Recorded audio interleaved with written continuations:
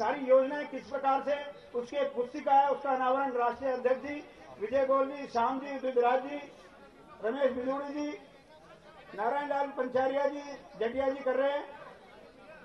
ये पुस्तिका जो सभी योजनाओं को लोगों को अवगत कराने के लिए, कार्यकर्ताओं को एजुकेट करने के लिए घर घर कार्यकर्ताओं को बांटी जाएगी। आज उसका अनावरण हमारे राष्ट्रीय अध्यक्ष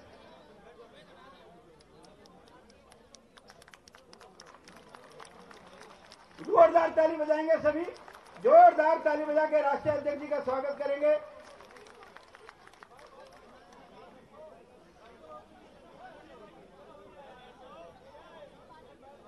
मैं हमारे दिल्ली के प्रभारी श्याम जी से निवेदन करूंगा कि वो भी राष्ट्रीय अध्यक्ष जी का स्वागत करें। श्याम जी,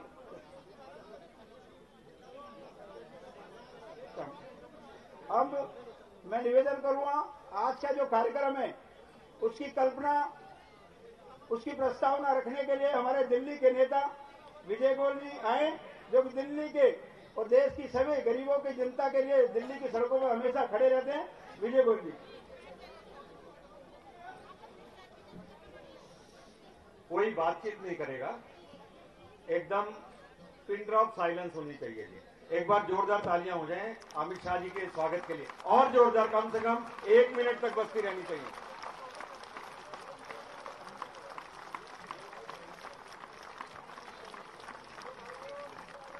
आदरणीय हमारे राष्ट्रीय अध्यक्ष अमित शाह जी, श्री श्याम जाजू जी, श्री सत्यनारायण जी जतिया, रमेश बिधूड़ी जी, पंचारिया जी, अरे भाई कोई बात नहीं, ऊपर से हम दिख रहे हैं,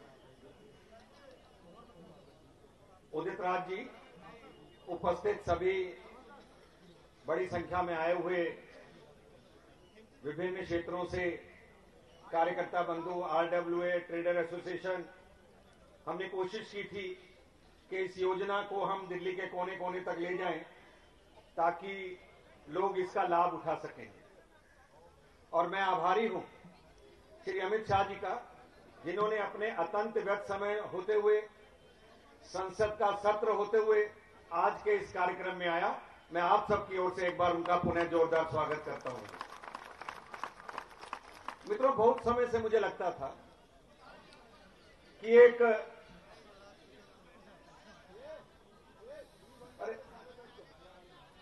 अरे आप भी बैठो भैया। बहुत समय से मुझे लगता था कि एक ऐसा केंद्र होना चाहिए जिसमें किसी भी दिल्ली में रहने वाले, तो क्या पूरे भारत के अंदर किसी को भी कोई भी अगर सूचना चाहिए हो तो उसको वो सूचना मिल सके, जानकारी चाहिए हो तो जानकारी मिल सके। किंतु इस नमो योजना केंद्र, सहायता केंद्र को खोलने से पहले 10 बार मुझे सोचना था कि खोलना आसान है, चलाना मुश्किल है जाके। तो हमने कार्यकर्ता बंधुओं से बात की, जो वॉलंटियर्स हैं हमारे, लोक अभियान में बहुत संस्था से काम कर रहे थे, अपने बीजेपी के जो कार्यकर्ता हैं उन सबसे बात की मैंने कि क्या हम इस केंद्र को चला पाएंगे। तो आप सच मानिए 4 महीने लगे मुझे इस बात के अपने आप को दृढ़ करने के लिए कि हाँ, हम खोलेंगे और इसको चलाकर दिखाएंगे। और आज मैं विश्वास के साथ कह सकता हूं, इस केंद्र से आपको ज्यादा से ज्यादा जानकारियां मिलेंगी। मित्रों, प्रधानमंत्री नरेंद्र मोदी ने पिछले 4 साल के अंदर हर वर्ग के लिए बहुत सारी योजनाएं चलाई हैं। अगर मैं नाम लेने बैठूंगा तो मुझे लगता है बहुत समय लगेगा, चाहे वो जनधन योजना है, कन्या समृद्धि योजना है, अटल पेंशन योजना है, स्टार्टअप इंडिया है, स्टैंड अप इंडिया है, डिजिटल इंडिया है, किसानों के लिए, मजदूरों के लिए, सब वर्गों के लिए उन्होंने बहुत सारी योजनाएं चलाई थी। और उसके योजनाओं का लाभ भी करोड़ों लोगों ने लिया, करोड़ों लोगों ने लिया। और उन करोड़ों लोगों ने जो लाभ लिया, वो आज हमको नजर आता है कि जो पार्टी कुछ राज्यों में शासन करती थी, आज वो पार्टी पूरे देश के अंदर 21 राज्यों के अंदर शासन कर रही है, 21 राज्यों के अंदर शासन कर रही है। ये प्रधानमंत्री मोदी जी की लोकप्रियता, हमारे राष्ट्रीय अध्यक्ष अमित शाह का अथक परिश्रम, कार्यकर्ताओं का उत्साह, और मैं समझता हूं पार्टी में इतने सालों तक जिन्होंने काम किया, उसको इसका क्रेडिट, इसको श्रेय देना चाहिए। इसलिए मित्रों, हमने ये जो पीछे का हमारा मकान का क्षेत्र था, आगे का रोड का नाम है 10 अशोक रोड और पीछे है राजेंद्र प्रसाद लेन। तो इसीलिए हमने आपको आज वहीं से एंट्री कराई ताकि आप पहचान सकें जनपद के साथ राजेंद्र प्रसाद लेन के अंदर। और केवल ये नमो योजना सहायता केंद्र नहीं होगा, यहां पर बहुत सारी स्कीम्स चलेंगी। हमने यहां एक बड़ा टेलीविजन लगाया है ताकि हम लोगों को प्रशिक्षण भी दे सकें, योजनाओं के बारे में भी बता सकें, और हमने इसका नाम दिया सीखो और सिखाओ। और इस जो पुस्तिका जो हमने निकाली है, इसके अंदर बड़े सरल भाषा के अंदर हमने जितनी सरकारी योजनाएं हैं उनके बारे में सरल भाषा में देने की कोशिश की है, ताकि कोई भी व्यक्ति उस योजना का लाभ उठाए तो आराम से ये जान सके कि मुझे कौन कौन सी फॉर्मेलिटीज, औपचारिकताएं इसके अंदर पूरी करनी है। और मैं ये समझता हूं कि केवल ये योजना केंद्र नहीं होगा, ये एक ऐसा सेंटर होगा जिसमें नित्य नए नए कार्यक्रम, नए नए प्रयोग हम करेंगे, जिसके अंदर हम बैठ के करेंगे और हम देखेंगे कि प्रधानमंत्री मोदी, अमित शाह जी का जो सपनों का भारत है उसको पूरा करने के लिए हम किस तरीके से अपना सहयोग, अपना योगदान हम दे सकते हैं। तो मैं नमो योजना सहायता केंद्र सीखो और सिखाओ, इसके लिए मैं आदरणीय अमित शाह जी का एक बार आभार व्यक्त करता हूं। कहने को बहुत कुछ है, किंतु राष्ट्रीय अध्यक्ष जी को भी जाना है और मैं चाहता हूं वे ज्यादा हमारे बीच के अंदर हमारा मार्गदर्शन कर सकें, बेशर्ते कि मैं ज्यादा बोलूं। बहुत बहुत धन्यवाद, बहुत बहुत आभार। कदम निरंतर चलते जिनके श्रम जिनको अविराम है, विजय सुनिश्चित होती जिनकी, घोषित यह परिणाम है। ऐसे हमारे राष्ट्रीय अध्यक्ष जी हमारे बीच में है। मैं उनसे निवेदन करूंगा कि हम सब कार्यकर्ताओं का मार्गदर्शन करें। माननीय राष्ट्रीय अध्यक्ष जी।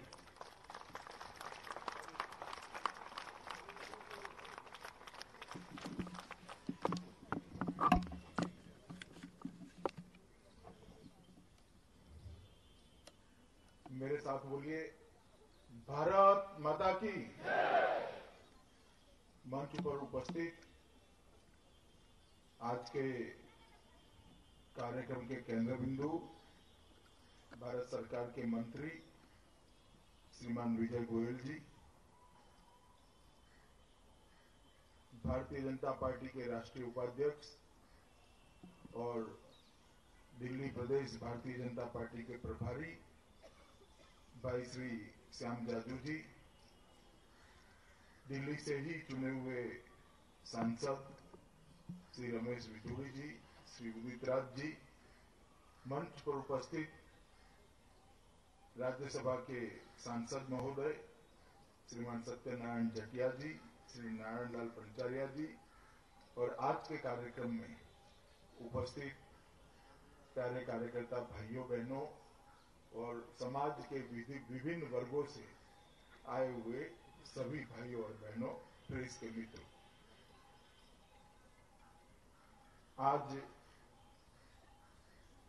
एक नमो सहायता केंद्र श्री विजय जी के निवास स्थान पर विजय जी ने चालू किया। वैसे आज के जमाने में बहुत सारी जानकारियां मोबाइल पर उपलब्ध है, कंप्यूटर पर उपलब्ध है,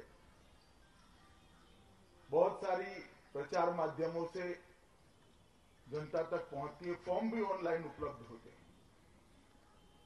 परंतु आज भी समाज का एक बहुत बड़ा तबका है, एक वर्ग है, जो शायद ये सारी टेक्नोलॉजी और बाकी सब चीजों से दूर है। और कई लोग ऐसे हैं जो सहायता की पात्रता रखते हैं, मगर सहायता प्राप्त करने की पद्धति और व्यवस्था उनको मालूम नहीं। मैं मानता हूं ये सभी लोगों को सरकार की 112 योजनाओं के साथ जोड़ने का काम श्री विजय गोयल जी का ये नूतन कदम उठाएगा और दिल्ली के आसपास के इलाकों में भी एक नए प्रकार के कंसेप्ट के प्रचार से सभी जनप्रतिनिधियों और सभी संगठन के कार्यकर्ताओं को भी एक दिशा मिलेगी। मित्रों, 2014 के अंदर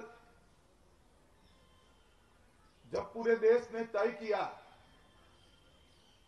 कि भारतीय जनता पार्टी के नेता नरेंद्र मोदी जी के नेतृत्व में एक मजबूत सरकार बननी चाहिए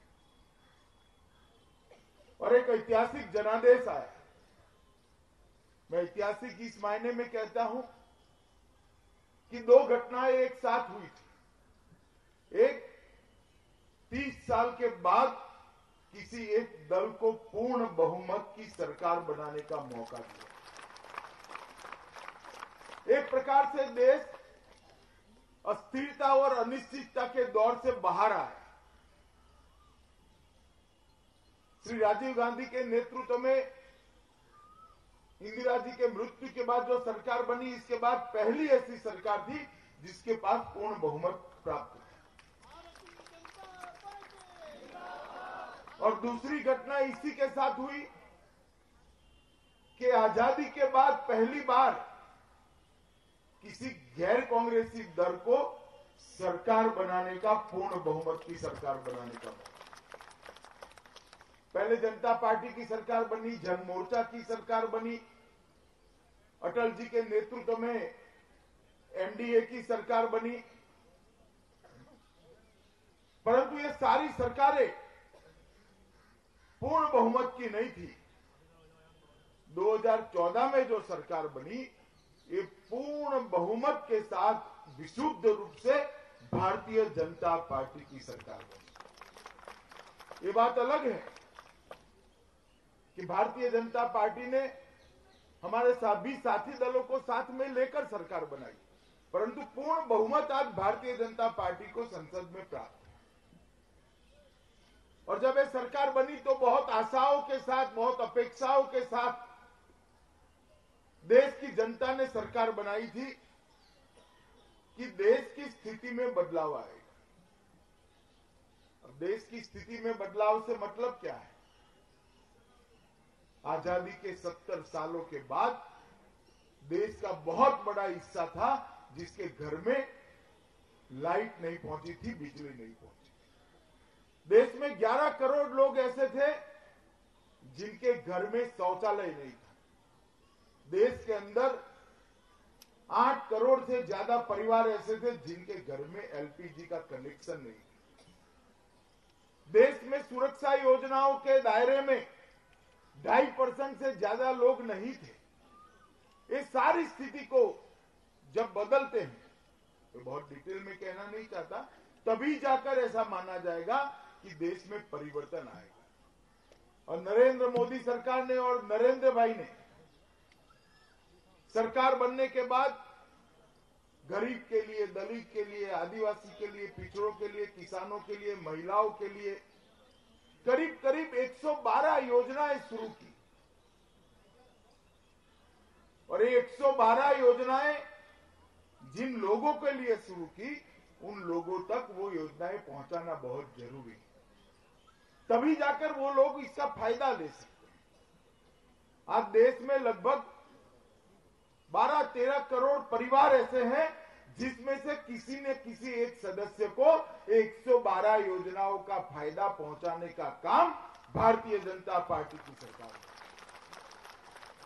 और इसका जितना प्रचार होगा, जितना प्रसार होगा, जितनी व्यवस्थाएं बनेगी, जितने सहायता केंद्र खुलेंगे, उतना ये योजनाएं गरीब आदमी को, कई अनपढ़ लोगों के लिए भी उपलब्ध होगी। और मैं मानता हूं, मैं आगे देखकर आया हूं, जिस प्रकार की सहायता केंद्र का श्री विजय भाई ने कल्पना की है, मुझे लगता है कि ये गरीब और पिछड़े तबके के लोगों के लिए ये सहायता केंद्र बहुत सहायता करने का काम करेगा। और भारतीय जनता पार्टी की सरकार की जो योजनाएं हैं, उसका लाभ उन तक पहुंचाने का जरिया बनेगा। बहुत सारे संगठन के कार्यकर्ता भी यहां पर खड़े हैं। कई बार लगता है कि भाई हम संगठन में है, सरकार में नहीं है, और जब पार्टी सत्ता में होती है तो संगठन का दायित्व क्या होता है। जब पार्टी सत्ता में होती है तो संगठन का दायित्व बड़ा स्पष्ट होता है, सरकार की योजनाओं को लोगों तक पहुंचाना और लोगों की दिक्कतों को सरकार तक पहुंचाना, ये संगठन का दायित्व है। और मुझे लगता है दो तरफा जो सरकार और जनता को जोड़ने के बीच की कड़ी बनना, इस संगठन का सबसे विशेष दायित्व तब बनता है जब पार्टी सत्ता में होती है। और उसके साथ साथ मोदी जी के नेतृत्व में भारतीय जनता पार्टी ने अपने संगठन में भी बहुत विस्तार किया है। 10 सदस्यों से जो पार्टी शुरू हुई थी, आज 11 करोड़ से ज्यादा सदस्यों के साथ विश्व का सबसे बड़ा राजनीतिक दल, लगभग 1500 से ज्यादा हमारे एमएलए हैं, 330 से ज्यादा सांसद हैं। देश में 21 सरकारों में भारतीय जनता पार्टी के कार्यकर्ता हिस्सेदार हैं और अब देश में 14 मुख्यमंत्री भी भारतीय जनता पार्टी के शासन में। पूर्ण बहुमति की सरकार श्री नरेंद्र मोदी जी के नेतृत्व में देश में चल रही है, जो देश को दुनिया में गौरव दिलाने का काम कर रही है। मैं मानता हूं मित्रों, भारतीय जनता पार्टी का विस्तार जिस तेजी से 2014 से 2018 के बीच में हुआ है, वो विस्तार की गति कभी भी मंथर न हो, उसकी जिम्मेदारी भारतीय जनता पार्टी के कार्यकर्ताओं की। कई कार्यकर्ता मुझे कहते हैं कि ये स्वर्णिम काल आ गया। मैं फिर से एक बार कहना चाहता हूं कि भारतीय जनता पार्टी का स्वर्णिम काल नहीं है। अभी भी केरल, कर्नाटक, उड़ीसा और बंगाल में हम जब तक सरकार नहीं बनाते, हमें आराम करने का अधिकार नहीं। ये कोरोमंडल स्टेट्स के अंदर भी हर बूथ तक भारतीय जनता पार्टी को पहुंचाना और पंचायत से लेकर पार्लियामेंट तक जनप्रतिनिधि भारतीय जनता पार्टी के चुन कर आए, इस प्रकार की व्यवस्था करना, ये भारतीय जनता पार्टी के हर कार्यकर्ता का लक्ष्य होना चाहिए। और मोदी जी के नेतृत्व में ये संभव है। कौन सोच सकता था कि आसाम में बीजेपी की सरकार होगी, मणिपुर में सरकार होगी, त्रिपुरा में बीजेपी की सरकार होगी, यूपी जैसे राज्य में 325 विधायकों के साथ भारतीय जनता पार्टी दमखम के साथ शासन करेगी। ये जो विकास चला है पार्टी का, देश का, राज्यों का, नरेंद्र मोदी जी के नेतृत्व में, उसको हम सबने, सभी भारतीय जनता पार्टी के कार्यकर्ताओं ने आगे बढ़ाना है। आज ये जो सहायता केंद्र खोला है विजय भाई ने, इसके लिए मैं उनको अनंत अनंत शुभकामनाएं देना चाहता हूं कि आपने एक बहुत अनुकरणीय कदम उठाया है, जिसके माध्यम से सारे दिल्ली के लोगों को एक नई दिशा मिलेगी और सहायता लेनी है तो कहां जाना है, इसका एक ठिकाना भी मिलेगा। तो आज मैं पार्टी की ओर से विजय भाई के ये नए कदम के लिए बहुत बहुत शुभकामनाएं देकर मेरी बात को समाप्त करता हूं। आज बहुत अच्छा दिन इसलिए है कि तीनों राज्यों में आज सरकार के गठन की प्रक्रिया लगभग समाप्त हुई। अब हमारी सूची के अंदर त्रिपुरा, नागालैंड और मेघालय तीनों राज्य भारतीय जनता पार्टी शासित राज्यों की सूची में आ गए हैं। तीनों राज्यों में सरकार के गठन की प्रक्रिया लगभग समाप्त हो गई है। तो मैं आप सभी को भी शुभकामनाएं देकर मेरी बात को समाप्त करता हूं। भारत माता की जय।